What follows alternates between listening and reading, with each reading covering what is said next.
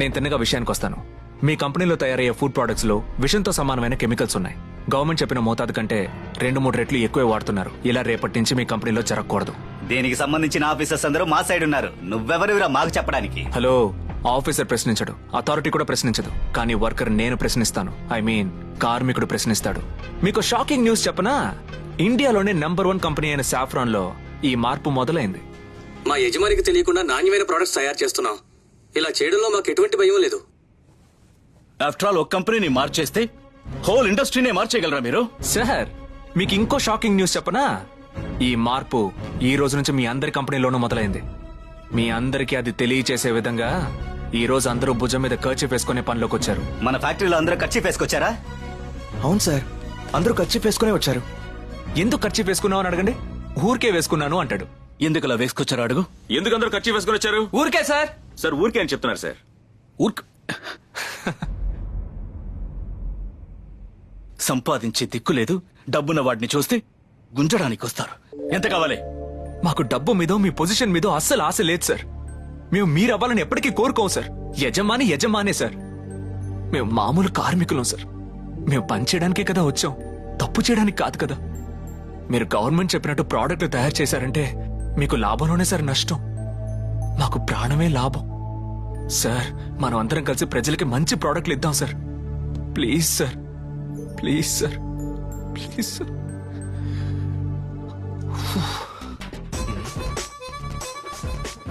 ఓ 10 నిమిషాలు వెయిట్ చేయి. ఈలోగా మేమందరం మాట్లాడుకుని నిన్ను మళ్ళీ పిలుస్తాం. సార్, వీళ్ళంతా అవుట్ సార్. చెయ్యవండి సార్. వెంటనే మృణాలికి చెప్పొస్తాను సార్. ఓకేనా సార్? ఇప్పుడు ఏం చేద్దాం అంటారు సార్? వాడినేం పట్టించుకోకండి. ఇలాంటి వాళ్ళని ఎంతమందిని చూసాం. వాడిని మీరు అర్థం చేసుకోలేదు. వాడు ఇంతసేపు మాట్లాడింది వాడి స్వార్థం కోసం కాదు. పని చేయడానికే కదా వచ్చాం, తప్పు చేయడానికి కాదు కదా అంటున్నాడు. వర్కర్స్ కి మన మీద ఉన్న విశ్వాసం పోతే మనం బిజినెస్ చేయలేం. అందులోనూ వచ్చే వారం కూతురి పెళ్లి పెట్టుకుని ఇలాంటి రిస్క్ తీసుకోవడం నాకు ఇష్టం లేదు. అనవసరంగా ఇటువంటి వాళ్ళతో తలబడి మన పరువు పోతుందేమో అని భయంగా ఉంది. వాడితో మాట్లాడదాం. ఆ రేడియో ప్రోమో ఎంత రీచ్ అయితే అంత బాగుంటుంది. Okay, bye. జ్ఞానం రా. ఏంటి సార్? అంత వృధా అయిపోయింది. చాటుగా మొత్తం విన్నాను. వాళ్ళేం మాట్లాడుకున్నారో తెలుసా? పెద్ద పోటుగాడ్లా నటిస్తున్నావట. సార్, నేను అంతా పక్కగా ప్లాన్ చేశాను. తప్పకుండా ఇది వర్కౌట్ అయి ఉండాలి. అయితే విన్నా, నేను పిచ్చోన్నా? ఏమన్నావు? పంచడానికే కదా వచ్చాం, ఎందుకని తప్పు చేస్తున్నారనేగా. దాన్ని వాళ్ళు పంచడానికి వచ్చామా, తప్పు చేయడానికి వచ్చామా, పంచడానికి వచ్చామా, తప్పు చేయడానికి వచ్చామా అని ఎగతాళి చేస్తూ అందరూ నవ్వుకుంటున్నారు. రా బాబు, నువ్వు చెప్పిన దాని గురించి ఆలోచించారు. రేయ్, మర్యాదగా మాట్లాడరా. నువ్వు పెద్ద ఉత్తమ ఆహారంలో విషయాన్ని కలిపే మీకేంటా మర్యాద? ఓ కుటుంబాన్ని అంతం చేసి వీడు ఆ ప్లేస్ లో ఫ్యాక్టరీ కట్టాడు. నువ్వు నీ కూతురు లవ్ చేసిన గొంతుకోసి చంపేశావు. ఇక మీతో మాట్లాడ లాభం లేదు. రేపు ఉదయం నేను వచ్చేసరికి 5 సంతకాలు అగ్రిమెంట్ లో ఉండాలి. అలా లేదో CEO లీక్స్ అని ఒక హ్యాష్ ట్యాగ్ ని పెట్టి మీ అందరి వీడియోస్ లీక్ చేసి పారేస్తాను. రేపు పండుకోతే ఫిలోమినా, వర్క్ అవర్ నీ ఫోన్ కి ఎందుకు ఎక్స్ట్రా చార్జర్? రేపు ఫస్ట్ సంతకం నువ్వే పెట్టాలి. పెద్ద మనుషులను ఊరుకుంటే రండి సార్. సూపర్ రా రే. ఇది వర్కౌట్ అవుతుంది కదా? 100% వర్కౌట్ అవుతుంది. Super sir. ఇందుకే సార్ మీరు ఉండాలంటాను. ఇప్పుడేంటి ప్లాన్? సెకండ్ డే ట్రయల్ అయిపోయి ఉంటుంది సార్. అక్కడికి వెళ్ళాలి సార్. అంటే నువ్వు ఉంటే వాళ్ళతో అగ్రిమెంట్ డీటెయిల్స్ అవి చూస్తావని. సార్ అవన్నీ ఓవర్ ఇంగ్లీష్ లో ఉంటాయి. దానికి మీరుంటేనే కరెక్ట్ సార్. మీరు మాట్లాడి ఫినిష్ చేయండి, నేను సైనింగ్ కి కరెక్ట్ గా వచ్చేస్తాను సార్. ఓకే ఓకేనా sir? Okay okay, thank you sir. See you, bye sir. Love you sir.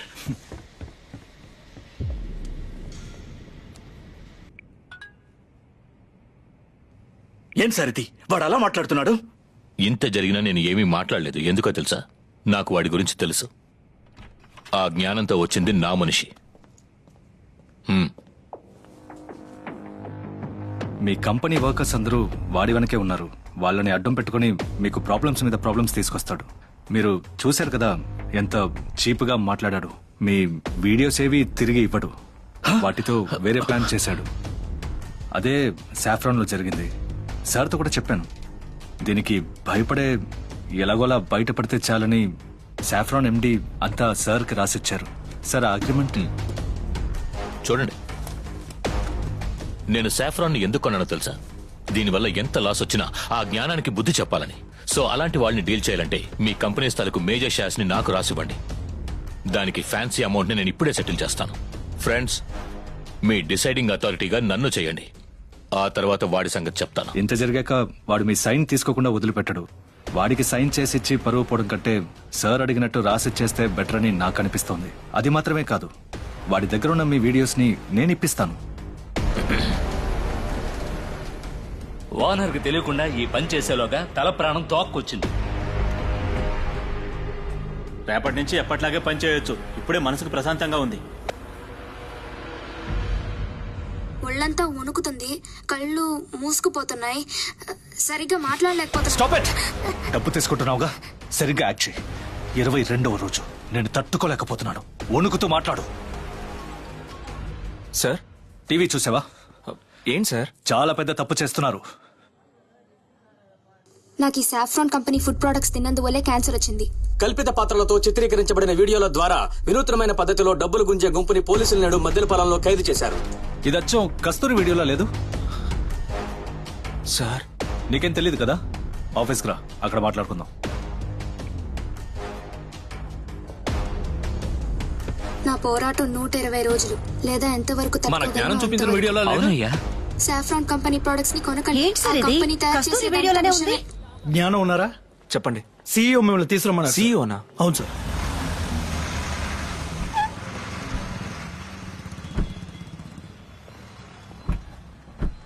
రేయ్, టీవీ న్యూస్ చూసావా? షాక్ అయింటావే. నిన్ను అడ్డం పెట్టుకుని 5 కంపెనీల్ని రాయించేసుకున్నాను. సాఫ్రాన్ ని కలిపే చెప్తున్నాను. ఏంటి, అర్థం కాలేదా? ఇంకాసేపట్లో అర్థమవుతుంది.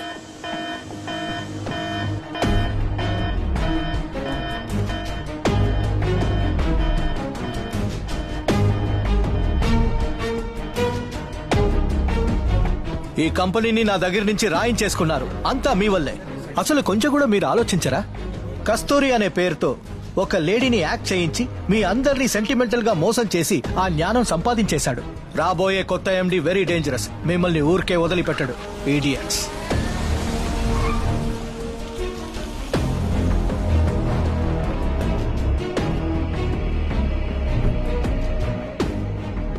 రా జ్ఞానం.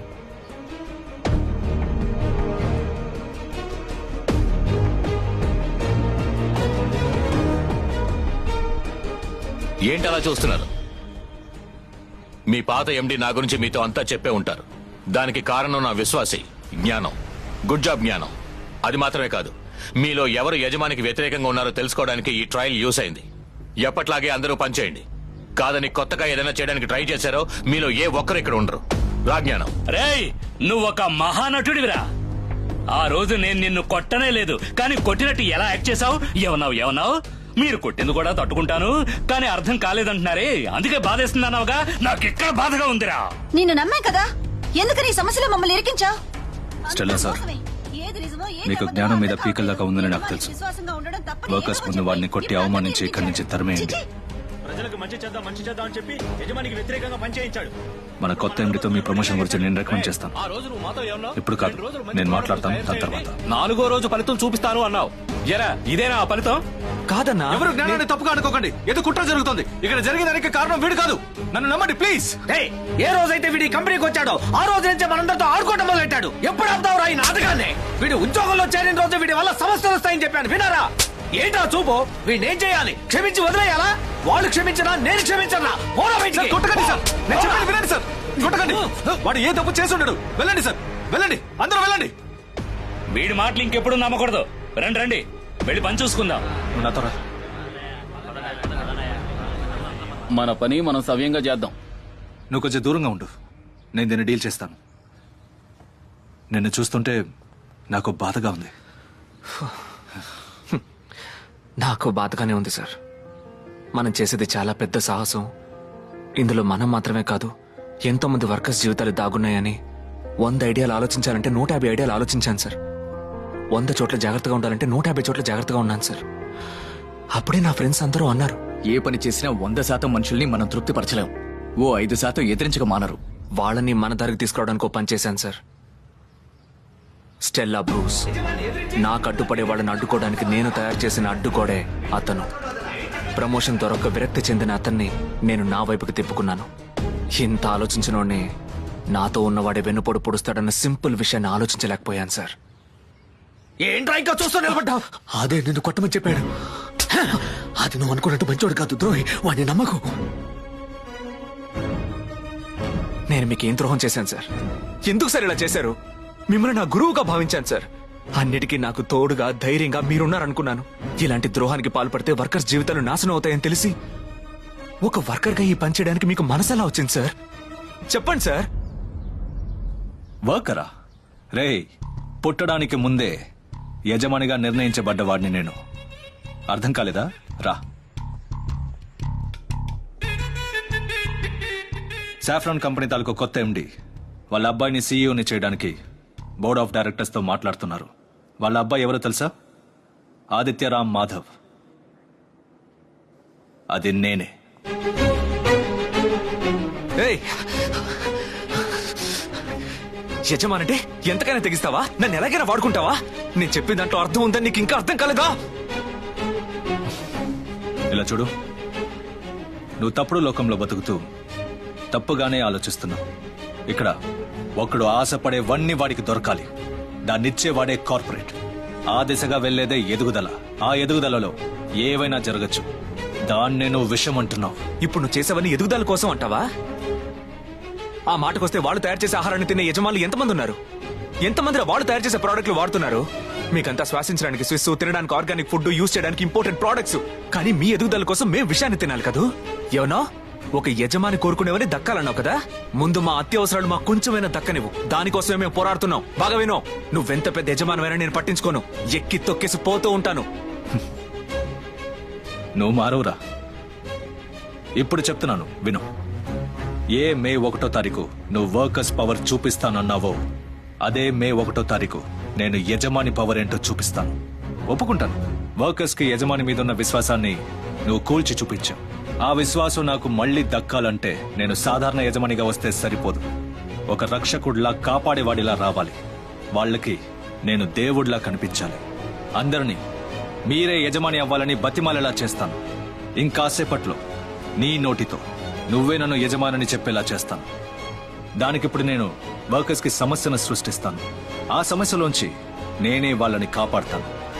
నువ్వు మధ్యలో దూరి హీరోయిజం చూపించాలనుకుంటే సమస్యను మాత్రమే సృష్టిస్తాను, కాపాడను. నీకు వర్కర్స్ ప్రాణాలు ముఖ్యమా, నీ పోరాటం ముఖ్యమా అని నువ్వే నిర్ణయించుకో. ఇదిగో ఇదే మొదటి సమస్య. రా. వీళ్ళు ఫుడ్ ఇన్స్పెక్షన్ స్క్వాడ్. మీరందరూ కలిసి 2 రోజులు తయారు చేశారు కదా విషం లేని ఆహారం. దాంతో కలిపి ఈ రోజు తయారు చేసిన ప్రొడక్ట్స్ ని టెస్ట్ కి తీసుకెళ్తారు.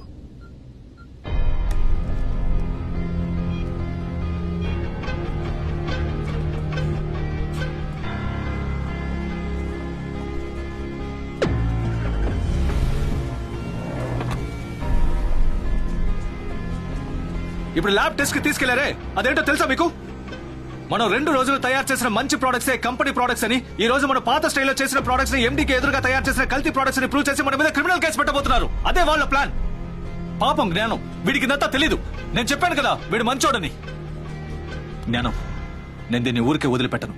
నీ కళని నేను నిజం చేసి చూపిస్తాను. అన్నా ఇప్పుడు ఏం చేద్దాం అన్నా? ఉండు, అది చూసుకుంటారని చెప్పారుగా.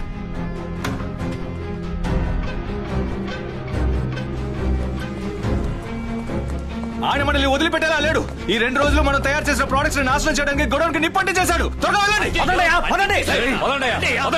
కూలోళ్ళు చస్తున్నారు. పోరా పో.